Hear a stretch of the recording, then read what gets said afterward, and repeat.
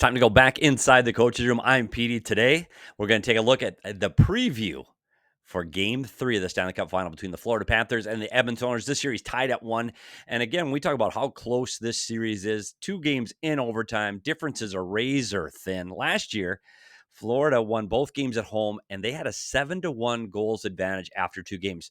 Through this series, we're even in goal. So this is a much tighter series. And let's take a look at some things to look for Game 3. So let's head over to the video and check it out. It starts off with those own penalties. And this is both teams. We've been talking about this for the Edmonton Oilers for this whole playoff series, and it's got to stop.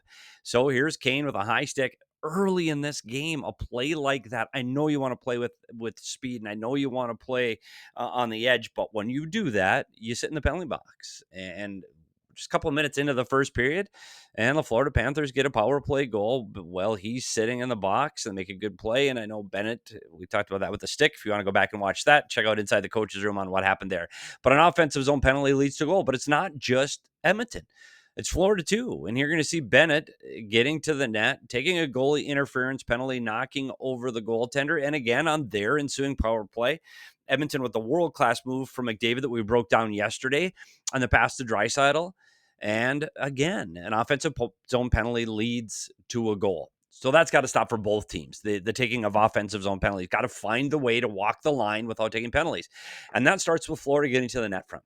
The Florida Panthers have been outstanding, and one of the things they do is they get to the net extremely hard. It's part of Florida Panther hockey. They're going to have to walk that fine line. We already saw this penalty with Bennett getting to the net on Skinner, and he gets to the net hard, and he takes Skinner out for a penalty. But it's not just plays like that the Oilers have to be aware of and do better at. The Edmonton is outstanding at getting to the net, and it's plays like this. When Bennett is below the goal line or has battles along the wall, he gets to the blue paint. And for the Edmonton Oilers, that means you have to beat him there. You cannot let him get to the net front first, because if Edmonton can get there first, they can box him out and keep him to the outside and keep him in front of Skinner. But in opportunities like this, where Bennett can get to the net first, he's going to hold, and he's going to get in front of the eyes, and he's going to disrupt, and he's going to be in the blue paint, and he's going to do what Bennett does. So it's a great job by Bennett and his ability to get to this area of the ice and be able to cause tips, screens, rebounds. Edmonton's going to have to be better at boxing him out. And again, you're going to see Bennett and his ability to get to the front of the net. Bouchard sees him. He looks out of the corner of his eye, and right now he's above him between the goaltender and Bennett, and everything's fine. But again, Bouchard drifts. Bennett's able to get to the inside and get this inside positioning into the blue paint. So I think Edmonton's going to have to do a better job if they want to keep these guys out of the blue paint. And Bennett's been outstanding. Kachuk can get there too. They're going to have to find a way to not allow those guys the inside. For Florida, it's more of the same. Get there. Keep driving the net. Keep getting to the blue paint, disrupting Skinner without taking penalties. And it's not just those guys. Here's Luosterainen again coming to the net. He's able to get inside position and get a really good play at the net and getting to the blue paint, and again, making some physical contact with Skinner. And again, we're going to look at this net front play. We talked about Kachuk and his ability to disrupt things inside the blue paint. And here he is getting in. You see it here tighter. His ability to get in and disturb things. Edmonton's got to do a better job boxing out, and Florida's got to continue to get to that blue paint. Another thing Florida did in Game 2 that they struggled to in Game 1 was keeping pucks in at the blue line. Hold the blue line and getting more time in the offensive zone. Florida did a much better job at keeping pucks in the zone and creating offensive opportunities, and they won these wall battles, and they got to the net. We talked about, again, they created turnovers, and then they get to the net with traffic. That's Florida Panther hockey, and they were able to do more of this in Game 2. Again, you're going to see them be able to create turnovers because they get into these wall battles like this, cause physical presence, turnovers, and then everybody knows it's coming to the net. Florida did a much better job of this in Game 2 and getting to the inside. They need to do that at home in Game 3. And again, one of the things this team does extremely well for the Florida Panthers is they use their defensemen to pinch down the walls and keep pucks in the offensive zone. These are the battles they won in Game 2 that they weren't winning in Game 1. That is the team that can do that along those walls on Edmonton breakouts versus Florida break-ins. That's a huge advantage. Whoever can win these wall battles in the Edmonton defensive zone or the Florida offensive zone, because you're going to see it again here, the ability to win these battles along the wall, not allowing Edmonton to get out of the zone quickly, and then taking that puck and getting it back at the net. This is one of the things Florida does extremely well, and that's one of the things they did better in Game 2 than Game 1. So they're going to have to do that as this goes on. And here they are again holding blue, and their ability right now, the Edmonton Oilers, when they play better, they get the puck moving up the wall and they advance it through zones. And so you got to move the puck here. You got to move the puck here. You can't throw pucks away into the middle of the ice because Florida's too good at holding pucks into the blue line. They were able to create a turnover and again, attack the net. So Edmonton's got to do a better job of breaking out. So we talk about Edmonton's breakouts.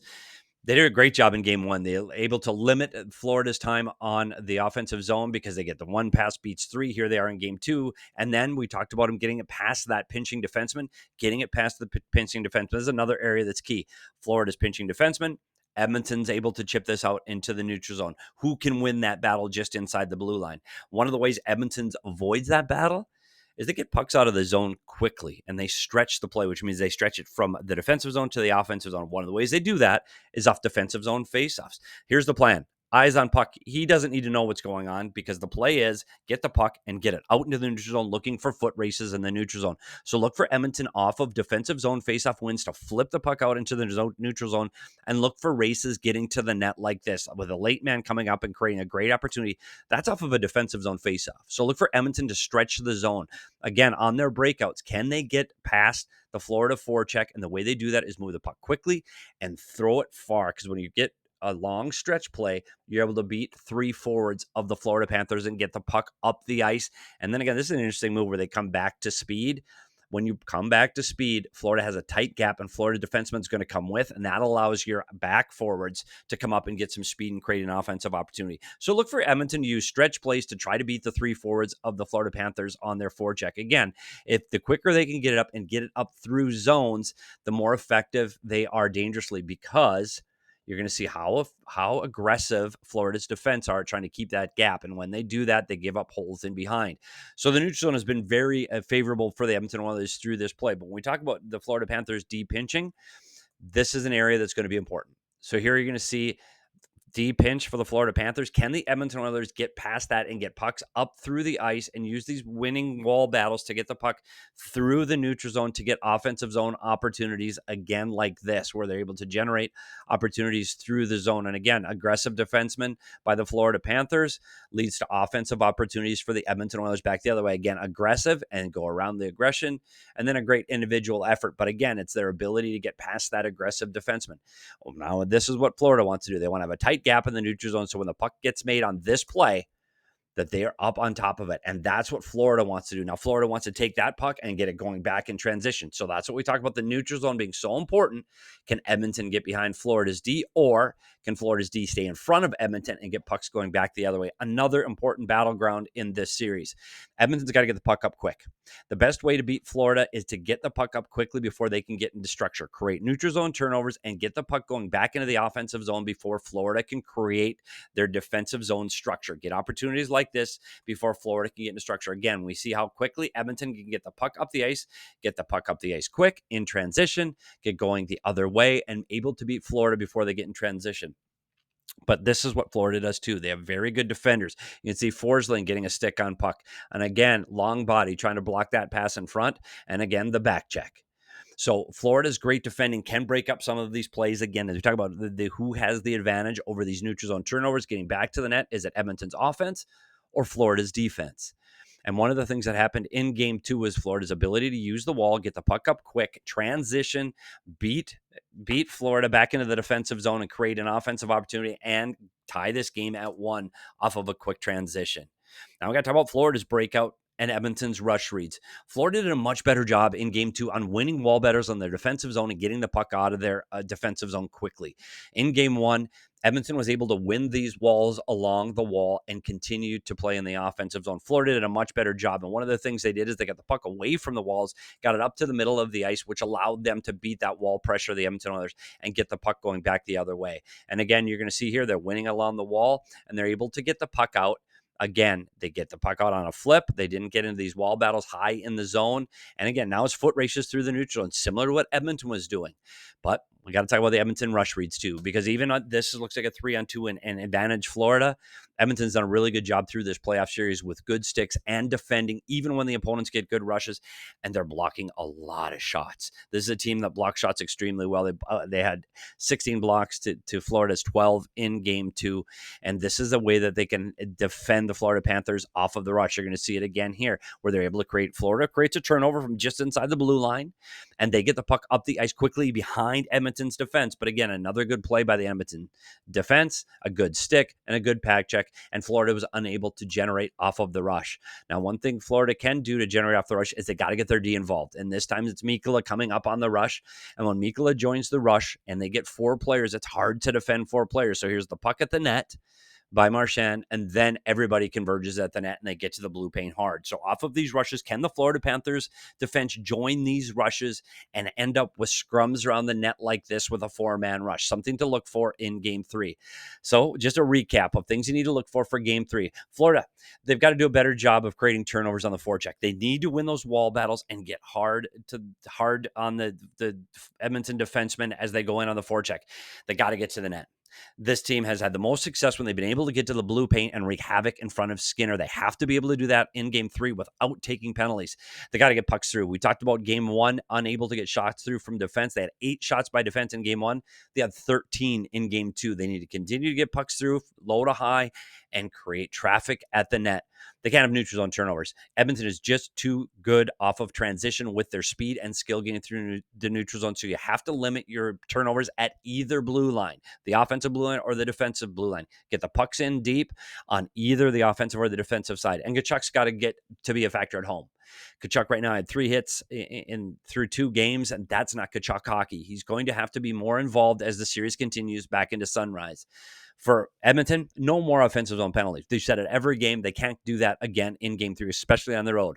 Kane has been outstanding offensively, but he's also been outstanding physically. He's been a guy that's been driving this series physically, leads this series in hits. He's got to be tough on the walls. He's going to have to be a key factor in game 3. Get the puck up the ice quickly. Edmonton is better when they get the puck up through zones quickly. They've got to move fast on transition, and they've got to create off of quick neutral zone turnovers and get pucks going back the other way. They have to box out. They got to protect the net front in front of Skinner. They have to win races off the wall, and they have to box out. They can't give Florida that ice in front of Skinner like they have through 2 games. McDavid and Draisaitl, they've been fantastic. They have to continue to do that, and they have to do a difference on the road because this team has been road warriors. They've won 6 of their last 7 games on the road, while Florida has been shut out twice of their last 3 at home. So it's going to be a big battle to see who can take the advantage into Sunrise. Thanks for joining me for this quick breakdown inside the coach's room for some things to look for in game 3. Make sure you come right back here, subscribe to Inside the Coach's Room YouTube channel. We'll be breaking down every single goal from game 3 tomorrow morning, and make sure you subscribe to this channel so you don't miss any of these breakdowns all the way up until the awarding of the Stanley Cup. As always, I'm Petey, and we'll see you at the rink.